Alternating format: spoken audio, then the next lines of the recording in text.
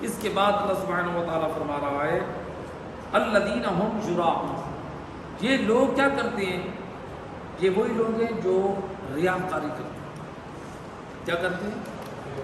ریاکاری کرتے ہیں۔ اس کی بھی بڑی اسلام نے مذمت کی۔ ریاکاری کرنا خود یہ شرک ہے اور یہ گناہ کبیرہ میں سے، یعنی اگر ہم نے عبادات میں کسی عمل میں ریا کیا، تمام فقہاء کے نزدیک ہمارا وہ عمل باطل ہے، اس عمل کو دوبارہ انجام، چاہے حج ہو، چاہے نماز ہو، روزہ ہو، کوئی بھی عمل انجام دے رہا، عبادات میں وہ عمل باطل ہے۔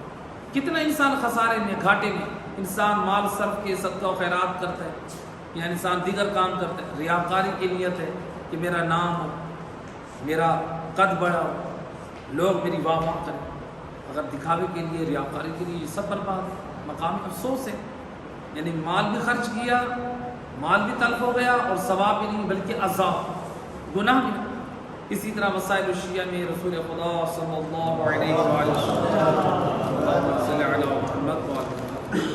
آپ سے روایت ہے، رسول اللہ فرماتے ہیں میدان قیامت میں ریاکار اور دکھاوے کی عبادت کرنے والے کو اللہ تعالیٰ خطاب کرے گا، یا کافرو، اے کافر، یا فاجرو، اے فاسق و فاجر۔ فاسق و فاجر کس کو کہتے ہیں؟ یعنی کھلے عام گناہ کرنے والا، دین کی حدود سے باہر نکل جانے والا۔ ریاکاری انسان کو دین کی حد سے باہر نکالتا ہے۔ یا غادرو، اے دھوکے کی زندگی گزارنے والے، یعنی لوگوں کو تو دکھا رہا ہے کہ میں عمل سارے پہ جا لا رہا ہوں، حقیقت میں تو اللہ کو ناراض کرنے والا عمل انجام ہے، یہ غادر ہے، دھوکے باز ہے۔ یا خاسرو، اے گھاٹا اٹھانے والے، تو نے اپنا مال بھی برباد کیا، تو نے وقت بھی اپنا برباد کیا، تو نے سب کچھ برباد کیا اور آج تو ثواب سے بھی مانگ۔ اسی لیے اللہ کے رسول فرماتے ہیں اللہ کی طرف سے پھر اس کو منادی ندا دے گا، حبط عملک، اے بدبخت تیرے سارے اعمال برباد ہو، تو نے جتنے اعمال کے سارے برباد ہو گئے، وبطل اجرک، اور تیرے تمام اعمال باطل ہیں، کوئی اجر و ثواب نہیں ہے۔ فلا خلاص لک اليوم، اے بدبخت آج تیرے لیے کوئی نجات کا راستہ نہیں ہے۔